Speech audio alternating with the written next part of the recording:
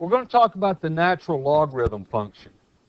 And we're going to define it differently than you had it defined last year. So if we look here, we'll start with the definition.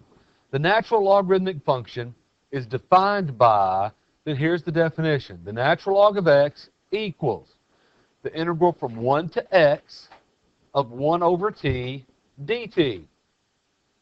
But x has to be greater than 0. So the domain of the natural logarithmic function is the set of all positive real numbers. And by looking at this definition, what's that? Or the fourth quadrant, as long as x is positive. All right, so you can see why you couldn't have defined it this way last year, right? Didn't know what an integral was. But we've defined it to be an integral function, okay? And as we go through this, you'll see why, you know, the people that thought this up were pretty clever. It all fits together. The sketch of the graph of y equals a natural log of x, or to sketch it, you can think of the natural logarithmic function as an antiderivative given by this differential equation. Okay? Since, you know, see where they're getting that? Take the derivative of it. Now look, slope fields coming into play again. So you make a chart, you know, with, I don't know, 10, 20,000 ordered pairs on it, and come up with all those little slopes, and that's what the little blue slope field looks like. Which means from there, you can then sketch the graph of the natural log function. Okay? So each of those little blue segments has a slope of 1 over x. Now, look what this does for us. We can find that the graph crosses at the point 1, 0. Okay? So the graph, the natural logarithmic function is increasing as you go from left to right. The y values get larger. And as we can tell, its graph is concave downward. The properties of the natural logarithmic function. And the properties, you'll see properties here, you'll see properties here. We've got lots of properties. And they're theorems, okay? As opposed to a definition, these are theorems now. Has the following properties. The domain is from 0 to infinity, right? We said x is all real number, all positive real numbers, so 0 to infinity. And the range is negative infinity to infinity. So the range is all real numbers. Why would it be 1 to infinity?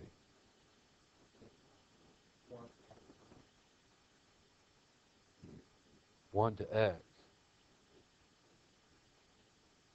I'm confused. As long as x is positive, it can be in the domain of the natural log function. Well, there's positive numbers smaller than 1. You've got to get all those in there. Okay, so 0 to infinity. Now the function is continuous, it's increasing, and it's 1 to 1. 1 to 1 means it doesn't do that, right? If it's always increasing, it's got to be 1 to 1. Okay, so it doesn't double over. You don't have the same y coordinate on there for two different x coordinates. It's 1 to 1. And the graph is concave downward. Using the definition of the natural logarithmic function, you can prove several important properties involving operations with natural logarithms. If you're already familiar with logarithms, which you are, you will recognize that these properties are characteristic of all logarithms. So, if a and b are positive numbers and n is rational, then the following properties are true. The natural logarithm of 1 equals 0. The natural log of 1 equals 0. But then these others apply for everything, don't they? Well, I mean, they apply to everything. Here's, you have the product property of logarithms. The natural log of a times b is the same thing as the natural log of a plus the natural log of b. You have the power property or exponent property of logarithms. The natural log of a to the n is the same thing as n times the natural log of a. And you have the quotient property of logarithms.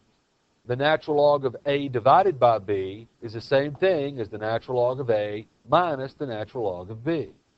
You used all those properties last year, didn't you? So, what do we do with this kind of thing? Well, we can use these properties to write logarithmic expressions. So if we begin with the natural log of 1/2, there's nothing wrong with the natural log of 1/2. But we can rewrite that. Use your to make that the natural log of a minus the natural log of b, so the natural log of 1 minus the natural log of 2. And then we can simplify the natural log of 1. It's 0. Well, then 0 minus the natural log of 2 is just negative the natural log of 2. You can start here and end up here. This one would be more difficult to go back the other way because you might not ever think of a 0 in front of the minus sign, and that's a natural log of 1. But go backwards as well, can't we? Probably. Yeah, with logarithm property, quite often more than one way to work one.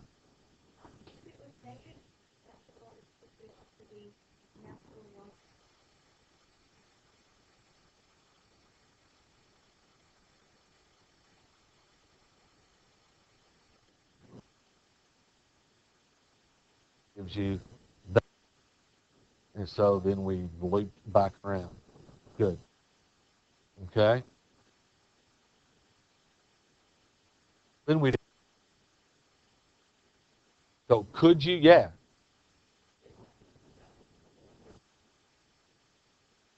Sure. Yep. All right. So next parts of the natural log of 3 different terms, and we're going to end up having it as the natural log of because first used the product property there to get that. Then I used the quotient property to get that. Now,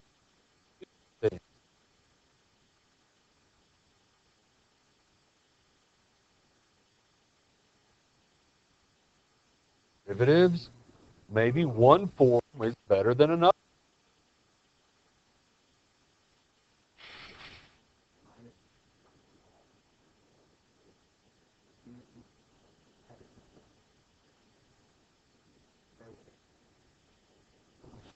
Depends.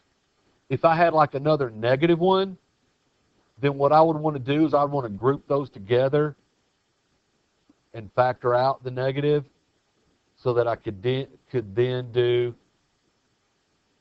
that. But if this one was positive, then I'd lump it in there with those. You see what I'm saying? All right. The number e, one of everybody's favorite numbers. It is likely that you have studied logarithms in an algebra course. Yes, you have. There, without the benefit of calculus, logarithms would have been defined in terms of a base number. For example, common logarithms have a base of 10, and therefore the base 10 logarithm of 10 equals 1. We'll talk about other things besides natural logarithms more later on. The base for the natural logarithm is defined using the fact that the natural logarithmic function is continuous, 1-to-1, and has a range from negative infinity to infinity. So, since it's continuous and 1-to-1, there must be a unique real number such that the natural log of x equals 1. There's got to be a unique x coordinate that gives you a y coordinate of 1. As shown in the, we don't need figure 5.5. This number is denoted by the letter E, okay, for a guy named Euler, E-U-L-E-R, that was a really good mathematician, even better than me. It can be shown that E, you could have at least gone like, oh, no, really. But it can be shown that E is irrational and has the following decimal approximation. Now, you know, pi grabs all the glory as the number that has a decimal approximation that never ends, and it goes on forever and all that good stuff. But, you know, I'm a little partial to E myself. I like E. E's a good guy. Okay? So, definition of E. The letter E denotes the positive real number such that the natural log of E equals the integral from 1 to E of 1 over t dt. And remember, we picked it out so that the natural log of this number would equal 1. So, equals 1. Now, I want to put a few things together for you here. That's your definition of the natural log function. Do you see how, if you ignore the equals 1 for a moment, you see how it's the same definition for the E? It's just E instead of X. So, why does it equal 1? Because we wanted to have a name to call the number whose natural logarithm equals 1. So E is just that number. Yep, it's the number that so happens to have, so it just so happens that it's the natural log of this particular number equals 1. Okay? Now, once you know that the natural log of E equals 1, you can use logarithmic properties to evaluate the natural logarithms of several other numbers. For example, by using the exponent property, the natural log of e to the n becomes n times the natural log of e. We now know that the natural log of e is 1. N times 1 is n. So look, natural log of e to the n is n. Since n can be any real number, doesn't that mean that the natural log of e to the 3 is 3? And the natural log of e to the 7 is 7? Okay? Inverse functions. Well, the natural log and the e, they're inverse operations, at least, aren't they? Because they're undoing each other. So, keeping this in mind, if you have 1 over e to the 3, then the natural log of that, they kind of left off a step as far as I'm concerned. So if I have 1 over e to the 3 for my x, that's the same thing as e to the negative 3. So when I take the natural log of x, that's the natural log of e to the negative 3. That's got to be negative 3, doesn't it? Okay, so that's how we would get that. So then the 1 over e squared, that's e to the negative 2. So the natural log of e to the negative 2 is negative 2. The natural log of e to the negative 1 is negative 1. The natural log of e to the 0 is 0. Hey, look, didn't we before say that the natural log of 1 equals 0?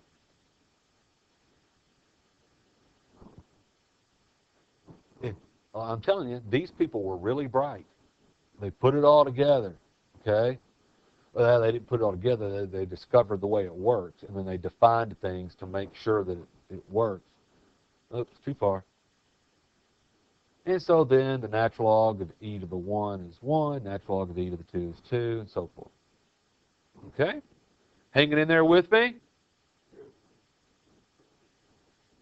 Now, going back to our graph of y equals the natural log of x, if x equals e to the n, then the natural log of x equals n. See, when they write things like that, to me, it's easy to all of a sudden get confused. X equals e to the n, then the natural log of x equals n. Well, it's not magic. Stuff happened in between here, right? The natural log of e to the n equals n. That's what we just spent that whole table figuring out. Well, that's x. So that's how we get there, okay? They'll tell you things, well, x is this, therefore, and there's almost always, there's a step in between that they're not writing down that's happening that I think if they would put it in, it would help you understand what's going on. Question? Okay. Let's see. Now, all of that Well, none of that was really calculus, except for the definition of the natural log. Okay? So, when in doubt, take a derivative. So let's find out how to find the derivative of the natural logarithmic function. So it says the derivative of the natural logarithmic function is given in Theorem 5.3. The first part of the theorem follows the definition of the natural logarithmic function as an antiderivative. So let's look at the first part. Here's the definition of the natural log function. Okay, so the derivative of the natural log of x equals 1 over x. Now, x has to be positive, otherwise you don't have, the natural log doesn't exist. But look, if that's what the natural log of x equals, the theorem says the derivative of the natural log of x, which is the derivative, let me rewrite that, which is the derivative of the integral from 1 to x of 1 over t dt. Doesn't the second fundamental theorem of calculus handle this for us? The derivative of the integral of 1 over x, from 1 to x of 1 over t dt, has to be 1 over x. That's the second fundamental theorem of calculus. Helping us out yet again. Okay?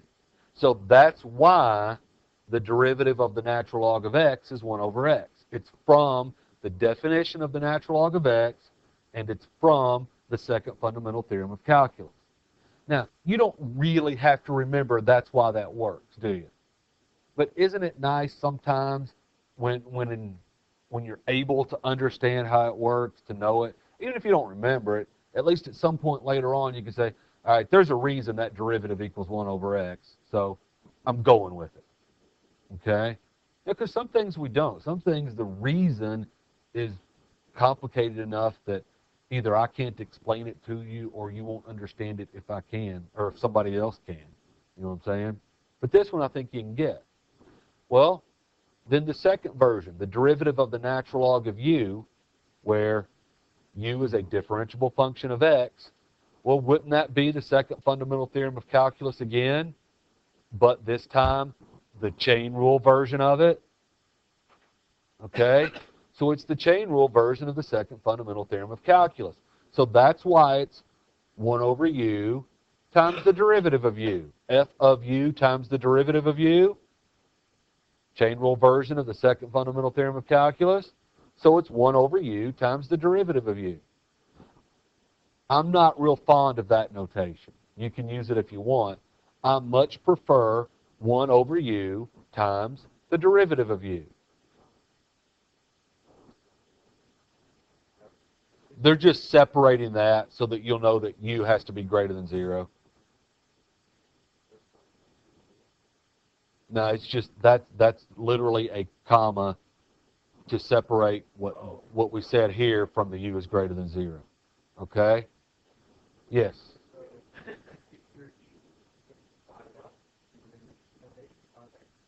Uh-huh. Uh-huh. That kind of happens a lot too. Okay? So let's look at a couple of examples I have here.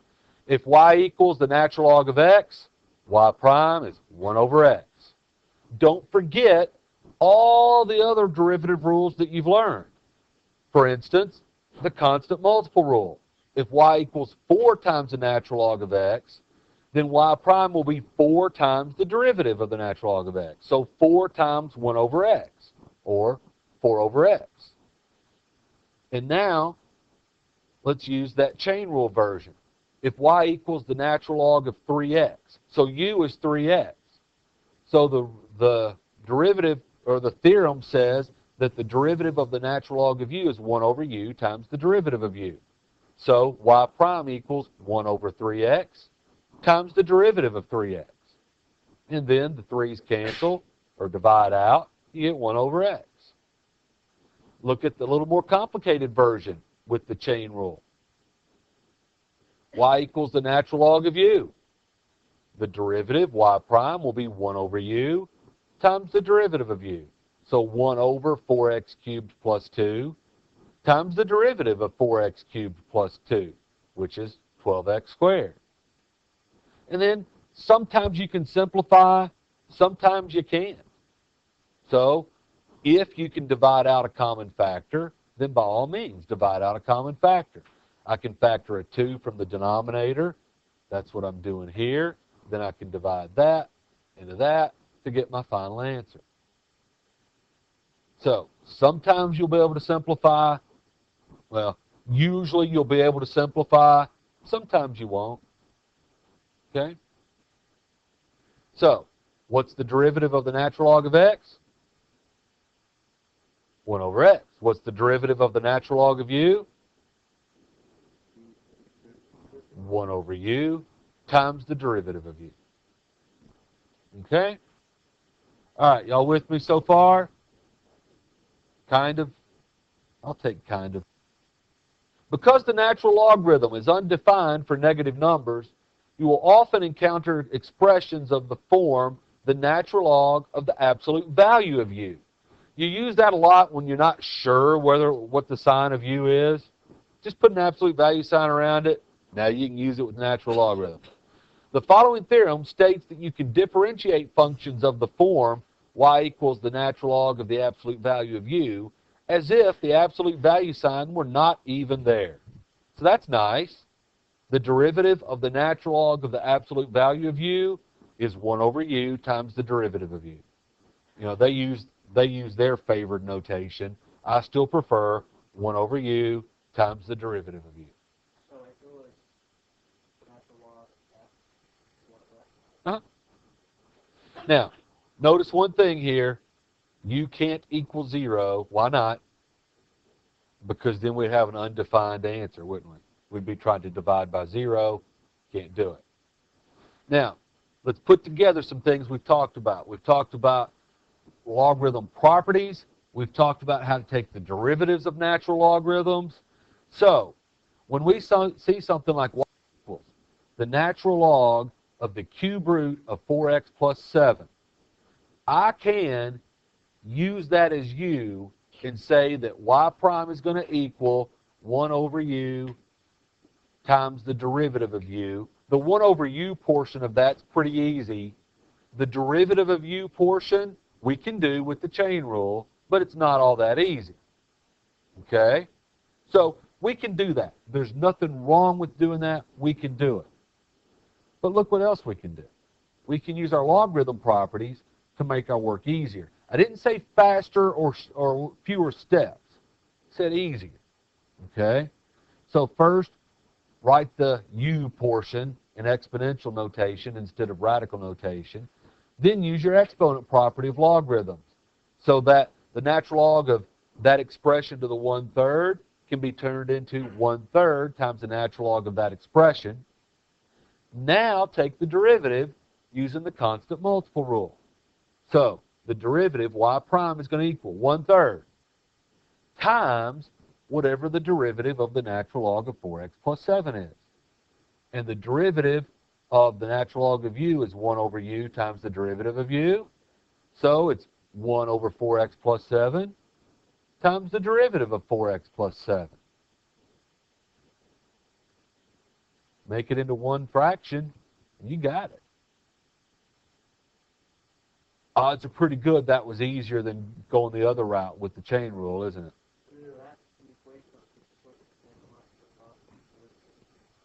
That's right. If that's your function, there's the formula to find the slope of the tangent line. If that function represents position, there's the formula to find your velocity. No matter what that function represents, there's your formula for the rate of change of it. Okay? All right. Number 3 on page 329.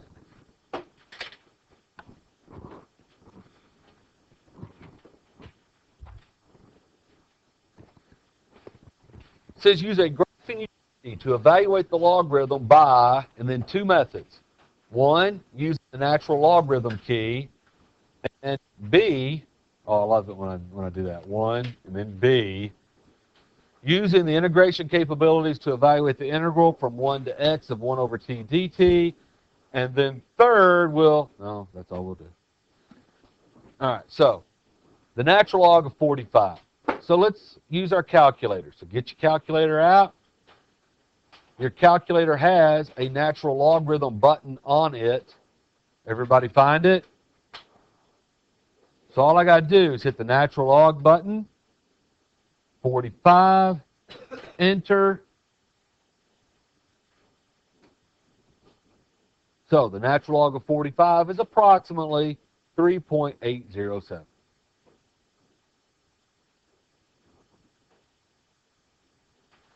And then the second, using the definition of the natural log function. If the definition of the natural log of x is the integral from 1 to x of 1 over t dt, then by definition, the natural log of 45 should be the integral from 1 to 45 of 1 over t dt. Right? So let's find the integral from 1 to 45 of 1 over t dt. So first off, I'll need to put, well, I can't do t, but I can do 1 over x as my function and graph that. I need to change my window so that let's see, from 1 to 45. So I'll just do 0 to 50 for the x's. And I don't really care what the picture looks like. I just want to be able to find the integral. Okay? So now I do second calc. I choose integral, lower limit, 1 please. Upper limit, 45. And I get the same answer.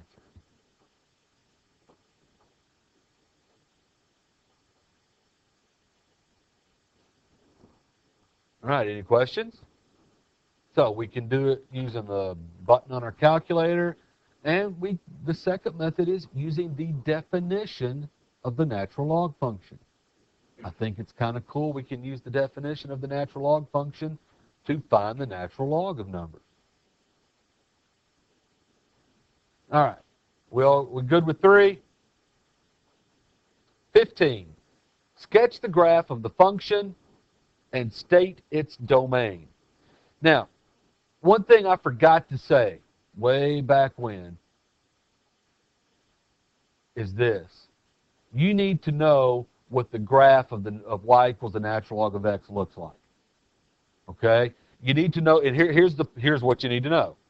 You need to know that if I've got an xy plane, that the x's are always positive. You need to know that it looks like that it's increasing and concave down, and you need to know that right there is the point 10. That's what you need to know. Okay? You don't have to get any more specific than that, but you need to know that. All right? So, when we get down here to number 15, and we're supposed to sketch the graph of that. We've got the natural log, instead of y equals the natural log of x, it's y equals the natural log of x minus 1. Do you remember what kind of translation that's going to do to a function when f of x becomes f of x minus 1? It's going to be a shift to the right. So instead of crossing the x-axis at the point 10, it'll do it at 20. Which means now, if everything shifted to the right, then I mean everything shifts to the right. Okay, so the domain, it doesn't go all the way to 0 anymore. It's got to be at 1. And think about it, because if you tried a number that was like a half, well, natural log's not defined for 1/2 minus 1, is it? Because 1/2 minus 1 is a negative 1/2. Natural log's not defined for that. So the domain shifted over too. Now, is it okay to just graph it? Yeah, it is. All right? You can just graph the natural log of x minus 1, and we'll take a look at it. And it's harder to see. It's hard to see the asymptote there, but you do notice it doesn't go anywhere near the y-axis anymore. So that ought to help you out some. So why does this, when you graph in the calculator, I don't know. I don't know enough about how the calculator works to know how it computes the ordered pairs. All right, 18. Use the properties of logarithms to approximate the indicated logarithms given that. Now, this is one of those things that used to be a big important skill, okay? But with the advent of calculators, not so much. But we'll still work on this. We're given that the natural log of 2 is just about 0.6931, and the natural log of 3 is about 1.0986. It's good as an exercise in rewriting things to fit information that you know. Okay? So, let's take a look at part C. If you can do part C, you can probably figure out how to do the other parts as well. So we're going to take the natural log of the cube root of 12, keeping in mind that all we know is the natural log of 2 and the natural log of 3. So I want to turn this into an expression using 2's and 3's. Okay?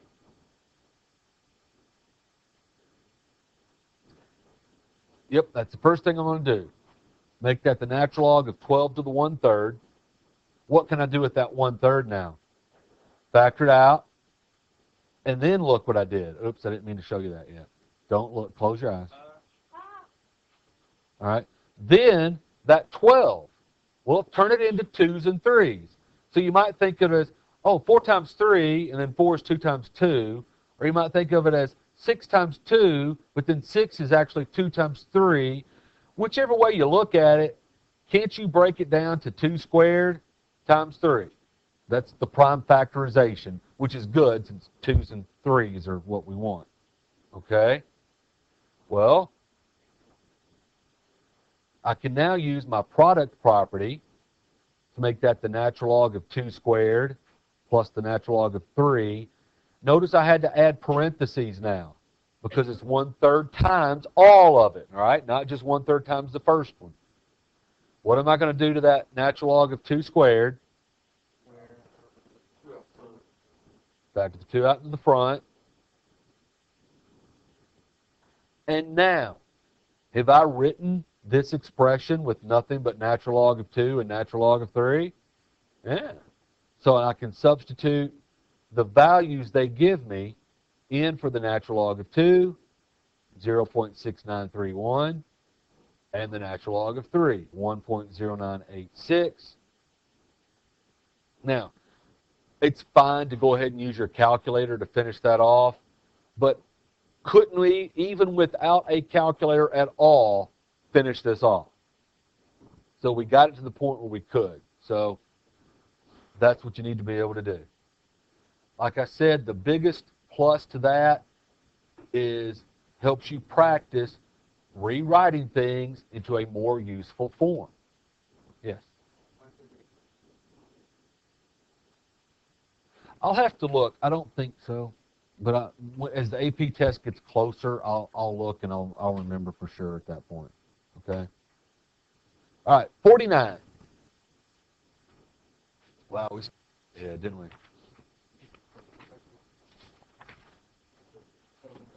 We're supposed to find the derivative of the function.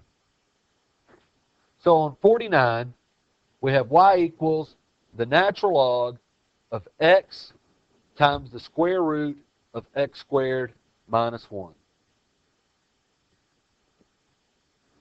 I'm going to show you two methods, and I'm going to go pretty quick. If you don't get it all, then go back to the video later, okay? But I want to get all this taught here in the next 10 minutes.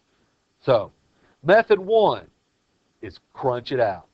The derivative of the natural log of u equals 1 over u times the derivative of u. So, we make that 1 over x times the square root of x squared minus 1 times the derivative of x times the square root of x squared minus 1. So everything I just outlined or underlined in red is the derivative of u. Because remember, it's 1 over u times the derivative of u. Now, to take the derivative of u, product rule. First function, x, times the derivative of the second function. To take the derivative of the second function, chain rule. So, think of that as an x squared minus 1 to the 1/2. So, see, this is where it's going to bite some of you that didn't do your homework back in the fall. So, I've got the product rule. There's x. Now it's the chain rule. So, it's exponent times coefficient, then the quantity, subtract 1 from the exponent, times the derivative of the quantity. Derivative of x squared minus 1 is 2x. So that's the first half of the product rule. Plus the second function, x squared minus 1 to the 1/2, times the derivative of the first. And what's the derivative of x? 1. And then the next several steps are simplifying that. And if we had all day, I would carefully go through those line by line, and I will tomorrow if you need me to. Okay? Let me show you the second method, which I prefer. The second method is to use your logarithm properties to rewrite this to make the simplification easier. Okay? So we've got the natural log of x times the square root of x squared minus 1. First, use the product property to make that the natural log of x plus the natural log of the square root of x squared minus 1. Now use, well, I kind of did a step in my head here. I thought of that as the natural log of x squared minus 1 to the 1/2. And now I'm going to use my exponent property. So I still have y equals the natural log of x, but then I use the exponent property on that to make that 1/2 times the natural log of x squared minus 1.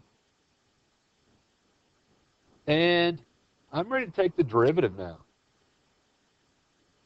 The derivative of the natural log of x is a piece of cake. It's 1 over x. To take the derivative of the other term, 1/2 times the natural, I'm going to use the constant multiple rule. It's going to be 1/2 times whatever the derivative of the natural log of x squared minus 1 is. 1 over u times the derivative of u, right? 1 over x squared minus 1 times the derivative of x squared minus 1. So for my money, that's simpler than method 1. Finding the derivative part. And then look, method 1 also required some, we've done tons of problems like that where we simplified just like those. But this simplification is going to be a little bit easier too. Sometimes it's a trade-off, right? One part's easier, another part's harder. I think both parts are easier here. First thing I'm going to do to simplify is I'm going to divide those 2's out and get that. And then look, quite often, that's going to be good enough. But what if, think about this. What if the direction said to use the first derivative test? So we have to find critical numbers and all that. Isn't that easier to do if that's one fraction instead of 2? The answer to that is yes, it is.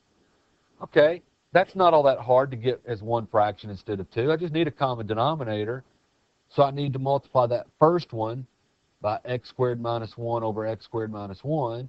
And I need to multiply the second fraction by what? X over x. That gets me there. And once I have a common denominator, there's no stopping me now. I can get that answer. I've been able to do that for 40 years. What about you? Not quite 40.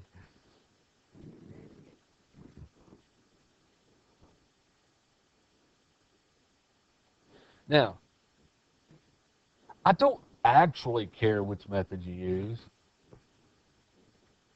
but I sure think method 2 is easier.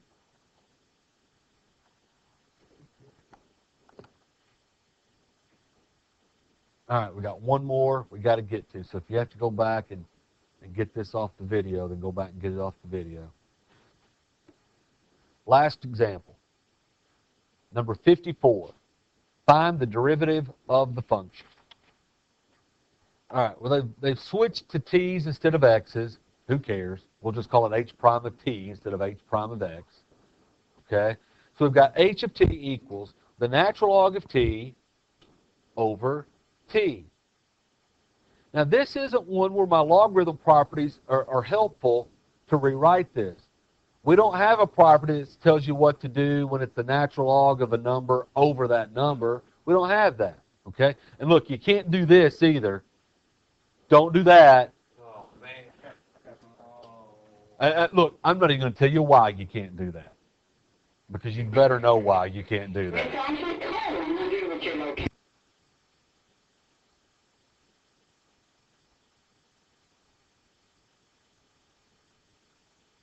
All right, so instead, we quotient rule it. Quotient rule says that h prime of t equals the bottom, t, times the derivative of the top. Well, the derivative of the natural log of t is 1 over t, minus the top, the natural log of t, times the derivative of the bottom. Well, the derivative of t is 1, over bottom squared. Well, we simplify. So h prime of t equals t times 1 over t is 1, then a minus sign. The natural log of t times 1 is a natural log of t over t squared.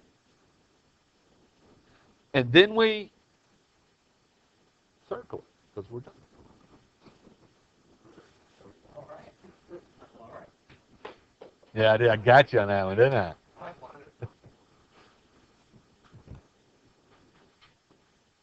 Page 329. 3 through 61 odd.